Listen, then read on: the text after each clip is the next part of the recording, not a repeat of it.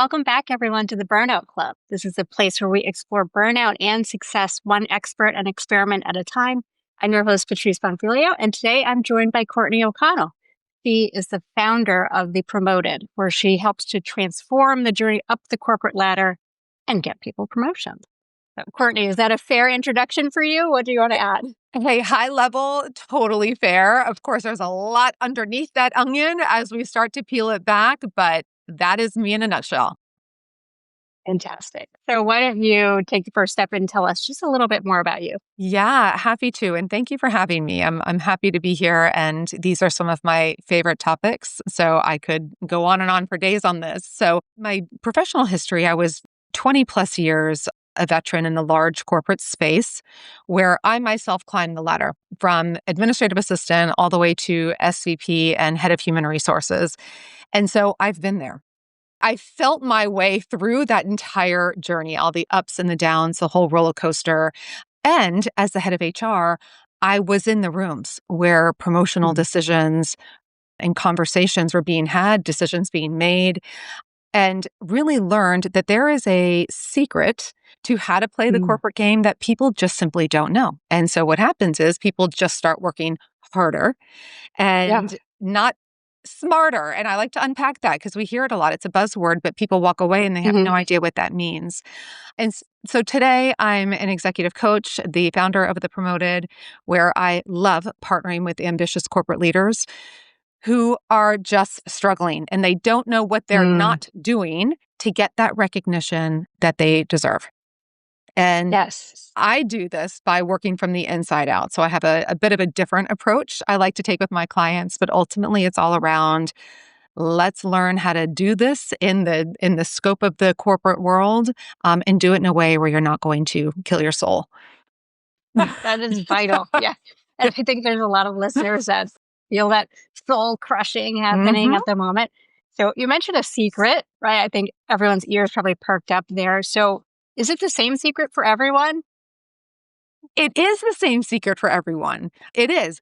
And the way we all do it is very unique, like a fingerprint. So, look, this secret, I believe, just if I were to distill it all down, the secret is confidence. And it sounds a bit trite, but ultimately, people just simply have to learn how to have confidence in the right way because it's really the aura you're putting off that is telling others that you're ready for that next step. And so there are little tips and tricks, the things that your manager is looking for. There's a whole slew of them. And so there is a bit of a playbook that if you follow the playbook, you will start to get recognized. Now, I like to start from the inside out because I want to make sure that you're being recognized for what you're actually passionate about and what brings you alive and not simply that next rung on the ladder that may or may not create a lot of excitement and fulfillment. That's a good point, right? I feel like a lot of times we want the promotion because that's what is expected or because we like the idea of just overachieving and constantly moving. But it's good to ask yourself what you truly want any given moment. That's definitely fair. So I like that the answer is somewhat simple, right? So it's not some complicated thing that we need to unpack. But when you say confidence, is that the word that's being used in the room when you're there with the CEO talking about promotions? Is that what they talk about? Or is there different language being used? Yeah, such a great question. It's not the language being used behind closed doors, and it's also not the identity of the actual leader. Most leaders don't come to me saying, I don't feel confident enough to win at this corporate game. Now, when we start to unpack really what's going on, it always comes down to competence, but it is not what people identify with, and it's certainly not the conversation in the room. So the conversation in the room is really more about positioning and language. And, can this person inspire a followership, especially as you start talking about the executive ranks? You can't do any of that without a very deep, grounded sense of confidence. But it is an interesting word because it is, we really don't even get there, right? My clients on the journey until we're a couple of weeks in. Because again, it's not how people identify. Yeah, but that it makes so much sense. If you are leading a team, do you have that easy influence, right? Right. Or is it something that you're struggling with? Like, do people hesitate a little bit when you are pitching something or proposing an idea? Yeah. That's a very interesting way to look at it. Yeah, it is. And it's also about your personal brand. And this is Mhm. another concept that too many of us really don't consider until we start to hit that ceiling and we're like, why? Why aren't they seeing me for everything I can bring to the table? And it's Mhm. because you haven't really branded yourself. And I work with a lot of clients who are a bit resistant to that idea. They Mm. feel like it feels inauthentic and it feels a bit slimy to brand myself and market myself somehow. And so we really have to talk through, what triggers that feeling in you, because ultimately at the end of the day, people are going to assume something about us one way or the other. And so best that Mhm. we really control that narrative to make sure that we're carving that space out that we want. And what then happens is when you are at the table, whatever the table is for you, Mhm. you understand so clearly what you're bringing to the table. So now you stop comparing yourself to the others. She's Mhm. smarter than me. He went to a better school than I did. He got the promotion before me. And you start to really understand my value at this table is something that none of these other folks can bring. And so, therefore, I deeply belong here and I know exactly what I'm here to contribute. And that's the click. And it's palatable, but Mhm. again, it's not shrouded in, oh, look how confident they are. It's Right. more, right, they are competent. They Mhm. know what they're doing. People are listening to them. They're connecting dots in ways that we need senior leaders to be connecting. So all of the byproducts of that confidence is what makes the difference. Yes. Okay. And you brought up two really good points. Just the idea of triggers, right? So the Mhm. person you were talking about, okay, there was Mhm. a little bit of anxiousness triggered by Yeah. wanting to have that personal brand. But we Yeah. all have triggers, and maybe it's not that, but as a leader or someone that is trying to break into leadership, Mhm. you need to be the first one to assess what your triggers are, right? Yeah. And just be honest with yourself that you do have them. Yeah. If you already are aware or trying to be aware, then they're not going to trip you up, right? Right. The worst thing is having someone else call you out That's right. for a for Yeah. Yeah. Yeah. that's a great reminder for me and for everybody else It too. is. Right. And so this is my coaching. I have been told by my clients, and I love to hear this, it's unexpected because as Yeah. an executive coach and as somebody coming out of the corporate space, out of the C-suite, a lot of people expect to just, let's talk about your day-to-day plan here going forward. But Yeah. I have found through my own experience climbing the ladder and just coaching internally so many, senior executives, it has to start from within. We have to start with deep self-knowledge. And that's Mm, exactly it, Patrice, because you have to know your triggers. You have to know what are non-negotiables for you. yeah. What are your personal values that Hmm. could be violated and you don't even know. A Hmm. personal story for me, and this was part of what led to me retiring from corporate and starting my own company, is that I never knew that one of my deep-seated values is freedom. And when you're an SVP and head of HR, you don't have a lot of freedom. I had to be where I needed to be. I Yeah. had working globally, and I was increasingly dissatisfied until I realized, okay, if my core value is freedom, it's Hmm. difficult to feel very satisfied in a job that doesn't provide any of that. And so this is why I really want to make sure before we get to how to win, how to play this game well, how to play it to Hmm. win, that you're playing the game you want to win at.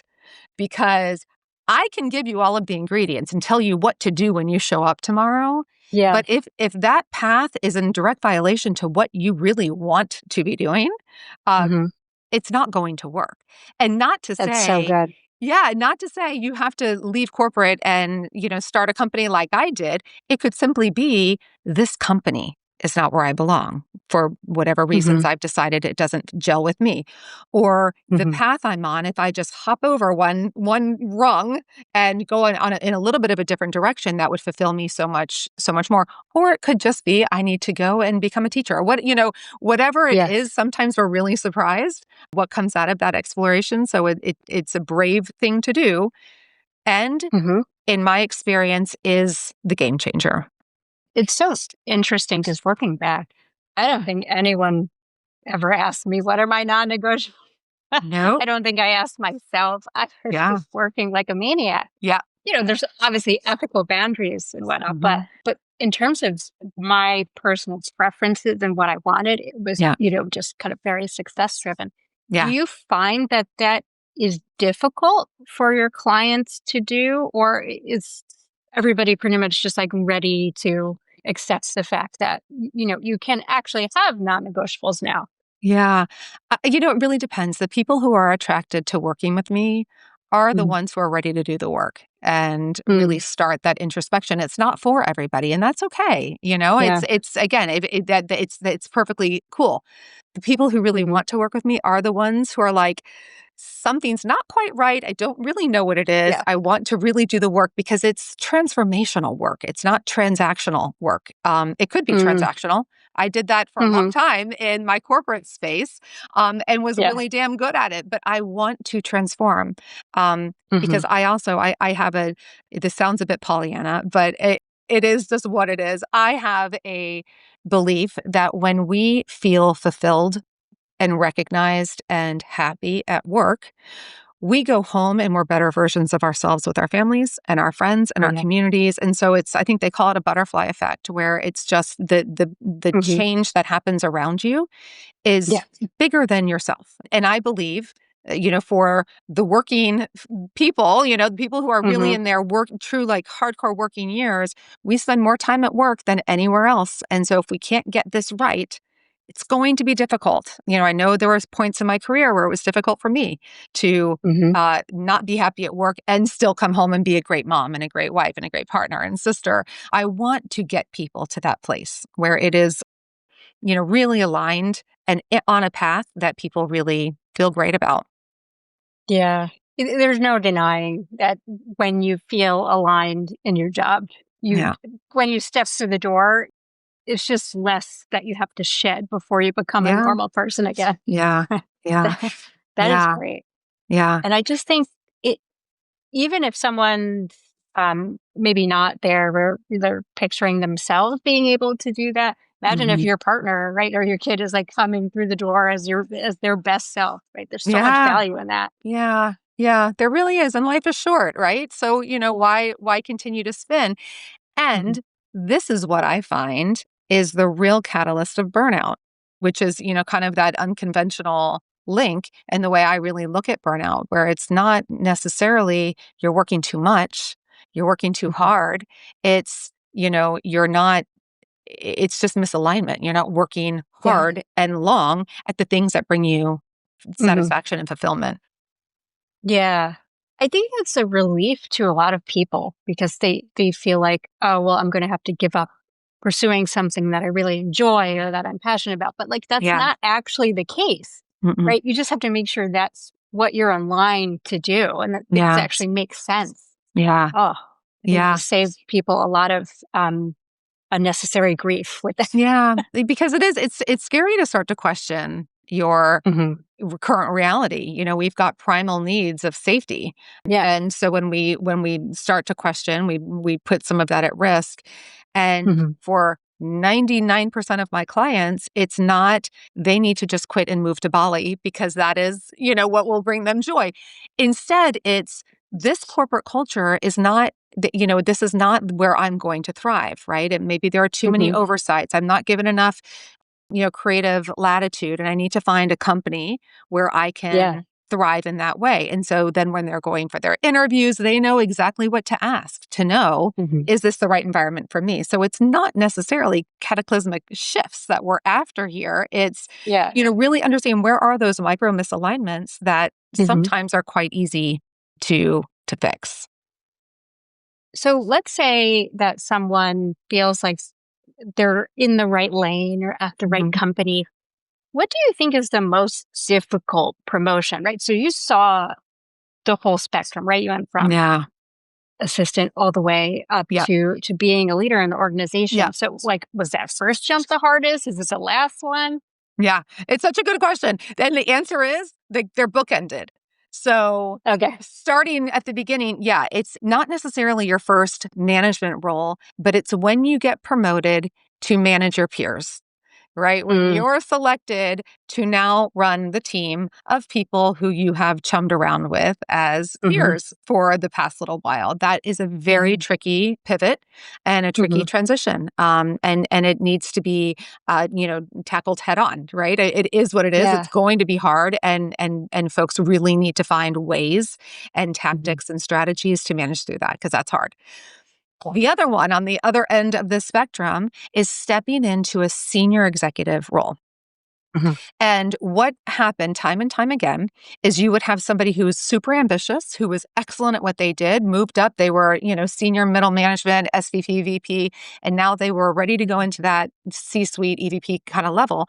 And what they did not realize is that at that level in the organization, the game is now about politics and positioning and influencing, right? So I worked with a lot of sales teams and salespeople at that level. They're not selling anymore, right? Now they are working with the board. They're working with, the C-suite, right? And then they're managing all of those doers who are doing sales. And so working with a lot of execs around, is this what you want? Because that's a really fun job if you love it. But if you love the practice of what you're doing day to day, it might not be a job that's going to bring you a ton of joy. And so again, what are you after? Are you after the paycheck? Or are you after, doing something that's going to light you up until you're ready to retire? Yeah. I hear that so often, especially people at like law firms or auditing firms. They do actually want to be partner, right? Yeah. This title, or do you like that part of the business if you're not operating anymore? Right. It's a different game. Yeah. Fair question that everyone should be asking themselves.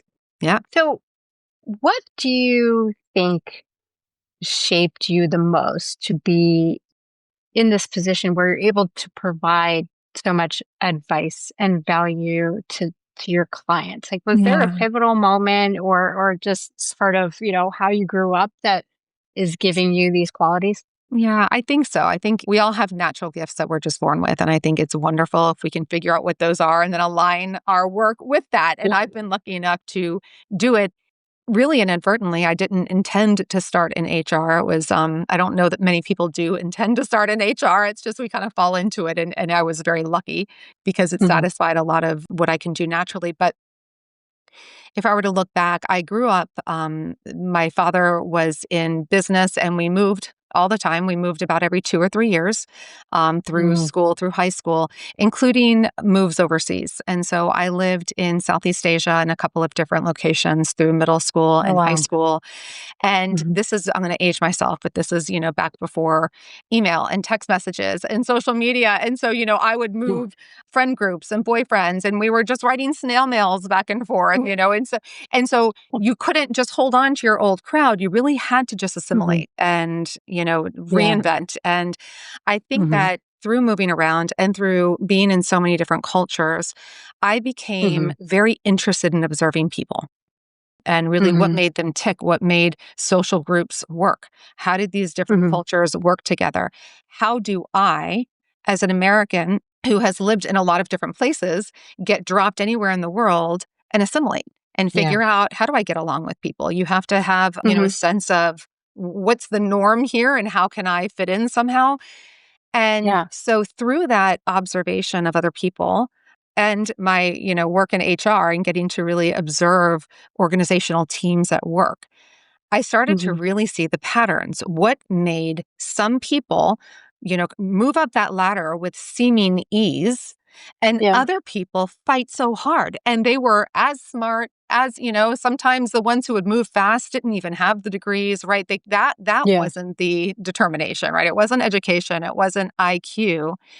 There was something else. And so I just really made a career out of observing that and coaching around it. And now I am packaging that up and bringing it to the masses because that more people really need to understand what some of those tips and tricks are. Is it similar when you're in a new environment, right? Let's say you're somewhere in Southeast Asia and you need to make friends, right? Is it also rooted in confidence or is that different? Yeah, it's such a good question. I don't know if I ever really thought about that. It has to be, right? Because there is a level of self-esteem that allows us to Yeah. walk up to a group of people that we don't know. And you don't have to be in a different culture, right? We're talking cocktail parties and networking events that so many of us dread, right? There is an Yeah. element of confidence and self-esteem that is required for you to go up and shake a stranger's hand and say, Yeah. you figure out, like, how do you start that, how do you start the conversation? It's awkward for everybody, including me. And I made a career out of doing this, right? But you have to get comfortable with it because this is the Mhm. way of work now. This is how connections are made. Connections are how careers are made, right? So, Yeah, so to answer your absolutely. question directly, yeah, I do think that there is a big element of confidence that goes with that. Yeah. There's so much to think about. Yeah, I have to mull that over in my mind. Uh, They're so big what if concepts. Yeah, I know, yeah. It's like I never really thought about that I because know. it's I mean, being in a massive room without knowing anyone, that's not my specialty, right? I Hmm. don't get energy Hmm. from that. I can certainly do it. I've learned how to, but being able to unpack it in a different way is probably going to be helpful for me. Yeah, yeah, So thank you for that. yeah. So, what about the leap that you made when you're starting your own business? Can you Hmm. talk a little bit about that? Because there's a lot of entrepreneurs that listen to this podcast. Like, what's your Yeah. advice to them?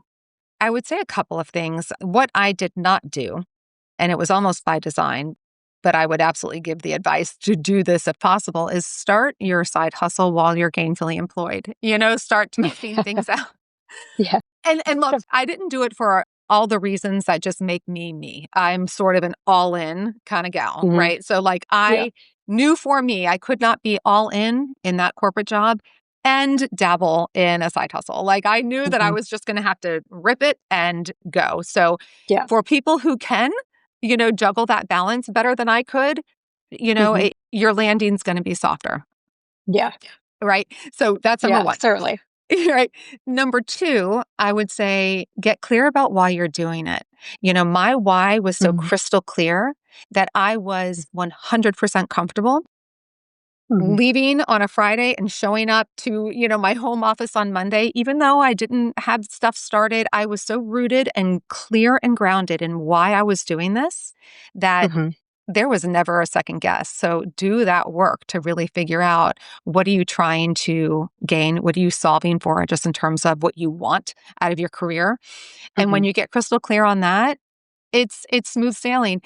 And then, Yeah. the third thing I would say is I just kept telling myself, for the first time in my life, I'm going to bet on myself. I have Mm. put 25 years of my all into my corporate roles. That Hmm. I was treated amazingly well, and I am so grateful for all of it. But none of that was Yeah. betting on me. And I thought Right. for the first time, like I'm actually going to bet on myself. And, the saying, leap and the net will appear. I mean, that was my mantra for months because I'm like, I don't know, but I'm going to Yeah. trust. And things do have a way of working out. Yeah. Oh, that's a very good phrase to Yeah. keep in mind, right? Bet on Yeah. yourselves. What about now that you've had this business for a while? Hmm. What's the most difficult part of what you do? One of the most difficult parts early on was articulating what I do to a Mm. community that didn't naturally know. And Mm. this That does surprised sound me. difficult. Yeah, right. And I didn't anticipate this. Again, it was one of these things that like I should have known. But, for 25 years in corporate, by sheer virtue of my title, if I am in a room and at a table, people know exactly what I am there to do. So, like, my Hmm. purpose here amongst this crowd, we all understand. Yeah. And then when you're off on your own and you're talking Hmm. to, opportunities and, potential clients, you really have to figure out how do I even talk about this? Because I'm not an Hmm. accountant. I'm not an attorney. I'm not something where Yeah. it's like, this is what I do. You should get it. One It's word. yeah, I'm not a one word. That would have been really lovely because it would have been easy. So I had to spend a lot of time really playing with how do I even articulate this? Because saying I used to start with saying I do HR consulting. Then I would get Hmm. calls from people saying, "Can you write our handbook or Oh, administer our benefits and our payroll?" And I've never done that in my life. And yet I'm no, HR. thank you. Right, I know. So I'm like, there has to be another word, another way to say it. So that was and still is, frankly, one of the most difficult parts. The other thing is I am so intimately aware of the struggle of corporate leaders who are feeling frustrated and burned out. Yeah. And yet, because I'm so close to it, it's difficult to kind of talk to it, right? So it's just in terms of telling people what I do and how I can help them. Even starting with you and talking about confidence, that's not how people identify, even though I know that's the issue. If I start talking about confidence, I lose people because they don't identify with that. So it's, taking myself out of that jar enough so I can read the label and realize how I need to talk about the issue so that people understand how I can help them. And I think that's so relatable too for other entrepreneurs trying to really distill it down so it's crystal clear what the value proposition is and why you need it. Yeah. That's tremendously difficult. Yeah. It really, I mean, we're all just so close to our work that, we need those people who are so outside of our functions. Or even the fourth grader, I mean, it's like, could a fifth grader understand this? I need to find an elementary school kid to say, does this make sense? Do you understand what I'm trying to say? Because to me, it's so clear, but, it doesn't matter how clear it is to me if it's not for the people that I'm trying to serve. Yeah, it's I think back to the times where me or my husband, someone would ask us what we do, and maybe they're not in finance, and it's just take a deep breath and try to figure out how to talk about it in a way that's relatable. Right.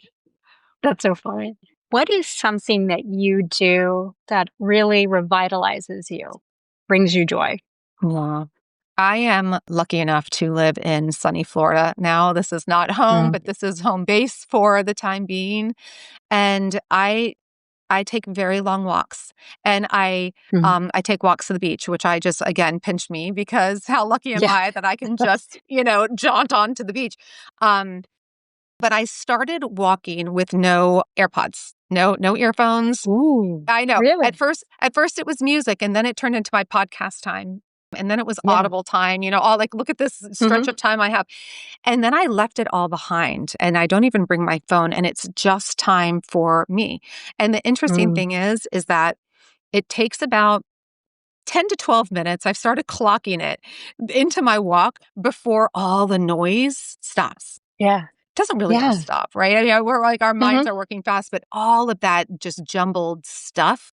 And I'm patient with it. And at that 12-minute mark, now it's just quiet, and it's just that is just interesting. I haven't really toyed with that at any point in my life, just how valuable it is to stop the noise, because that's when you really just start to get in touch with, the stuff that matters and the creative ideas that just, come to you in those moments. So that's, I try to carve a couple of those out a week.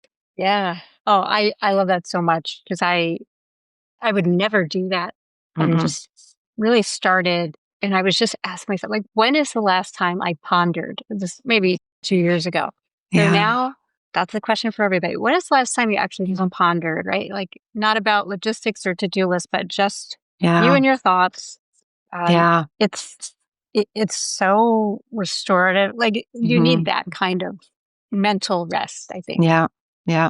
And it didn't come natural to me. I'm a, very A-type personality. I'm a Sagittarius. So it's we just have to be getting things done all the time. And so a previous version of me would have heard the concept of allow yourself to ponder, and it would probably trigger me feeling like, what a waste of time, that should be productive brain space. And, and then you start to, right. And then you really start to realize that's when the really good stuff happens. The more time we allow there, that's where, the good ideas and, just decisions that just seem to get made that you just feel right. So it is, it took me a while. This was not a natural thing for me, but it's a very restorative practice. Yeah. I think it's almost like meditating, but maybe not as strict, right? But it's just there is some structure to it. Always. Yeah. Yeah. So what about other forms of things that bring you joy? Any music recommendations or something adventurous? What else do you love? Well, obviously I love to travel because that is just in my Oh, DNA. yeah. So, you know, Yeah. I even get excited booking and planning the travel. It's like I try to prolong Hmm. that travel high as long as I can. So, we do try to travel a fair bit.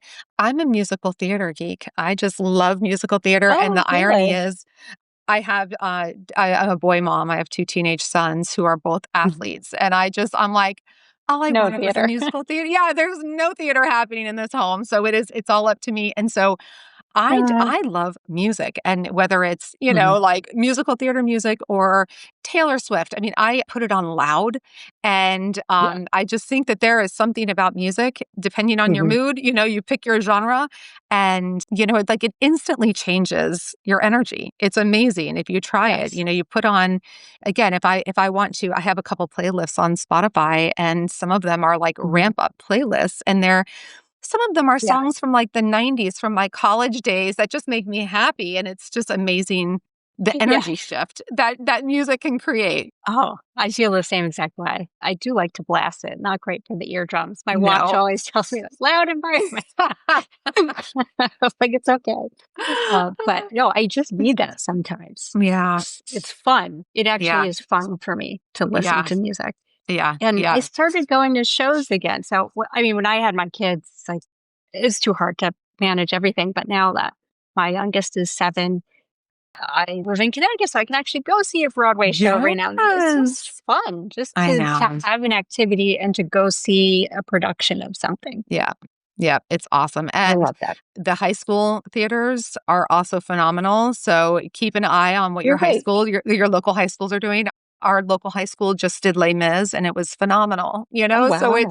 yeah, I Yeah. mean, the talent, these young people, it's just, and it's like $10, and you're supporting the Yeah. school. So it's a good little fix when you can't get to Broadway. That is a great tip. Yeah. They're more attainable. Yeah. So I wanted to ask you, this is circling back a little bit, but Mhm. do you have any words of wisdom for all of the CEOs and the CHROs that are making decisions around promotions? Because I know you're directly impacting the people that are up for those promotions. What about from the other Mhm. end? Having been in that HR world, the big missing link here is development, leader development. And it doesn't really Mhm. exist in earnest. It just doesn't. Companies talk about it a lot. I can tell you at a Mhm. lot of the companies I worked at, there were really good programs we would invest at for the most senior level executives. And everyone else was kind Mhm. of on their own. Maybe there was a digital path you could plug into and take some digital courses, but everyone was really, Mhm. on their own. And so I would say to the CEOs and CHROs, really consider thoughtful development. And it doesn't have to be expensive and time consuming. But I think that when ambitious people understand what's expected of them, you can Mhm. create, the longevity in their employment at a more productive Yeah. and engaged way, because they're going to get it. They're Mhm. not going to feel that burnout. They're not going to feel like they're up against a wall and working really hard and they just don't know Yeah. what they're doing. I think that the other piece, Yeah. the second piece to this, I think that is as important, is direct managers need to know how to give good feedback. And Mm. people don't. They know the feedback that they should be giving, but it's just too Yeah. uncomfortable and difficult because we don't like to give difficult feedback. We don't want to hurt anybody's feelings. Yeah. But what happens is, in the absence of feedback, people just keep doing what they're doing and they're stuck. So I think it's twofold. I think if we can develop the people and we can get managers to a Mhm. point where they know how to deliver good feedback, we Yeah. really kind of eliminate all of this friction when it comes to, Yeah. I don't know what I'm doing wrong. I'm working really hard. My results are great. Why am I not getting recognized? Yeah. Yeah, that's key. I mean, that should make total sense to every company. Yeah. And just tying it back to what you were saying before, knowledge leads to confidence, right? So Hmm. if you're developing the talent, then you're going to have a better crop of Yeah. employees to promote. Yeah. And I mean, with the feedback, again, you need that information. You Yeah. need that knowledge. Yeah. It's not always easy to get. I've had some managers, not a lot, I've had some who were excellent at giving feedback and constructive feedback. Mm-hmm. And it's not Yeah. easy to hear. And when you know the intention of the person giving the feedback, that the intention is for my own development and good, I am incredibly grateful for that. And it starts at the top. I also have worked with a lot of senior leaders who would preach middle managers, you have to give feedback well, but they were never doing it because it was way too uncomfortable for them. And so, you're not modeling what's expected, and people will always do what's modeled. So it's, it's complicated, but it's got to start at the top. Yeah, it is. That's great food for thought for everybody that actually does have, a seat at the table and control in the process, right? Think about it, add it to your board agenda, do what needs to be done.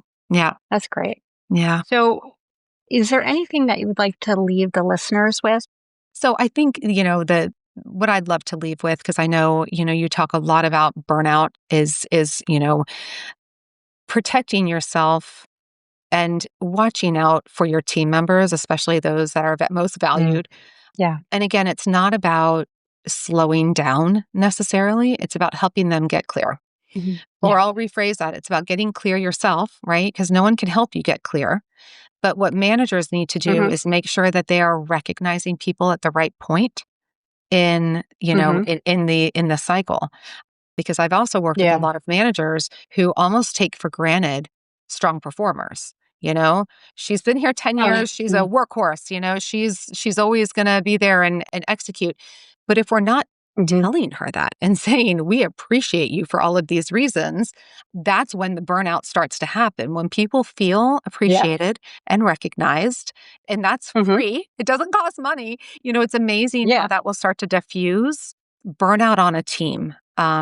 So for managers, look out for that for your team. For individuals, really start to look at the clarity, because I find burnout really starts to fizzle itself out when you get clear on what you want and how you're going about getting it. Fantastic. Thank you. Courtney, thank you for a wonderful interview. Thank you. Important pieces of information you shared. And to all the listeners, thank you. Remember to follow and subscribe. And Courtney, any important initiatives or ways to contact you want to let the viewers know about? I am always coming up with new things. I've got a mini course that is about to be released. People can follow me on Instagram at itsthepromoted, all one word, .com, or certainly my website, thepromoted.com. And my email address is available in there. I do love to hear from folks, so never hesitate to reach out. Fantastic. Okay. Thank you, Courtney. Thank you. It was a pleasure. Thank you, everyone.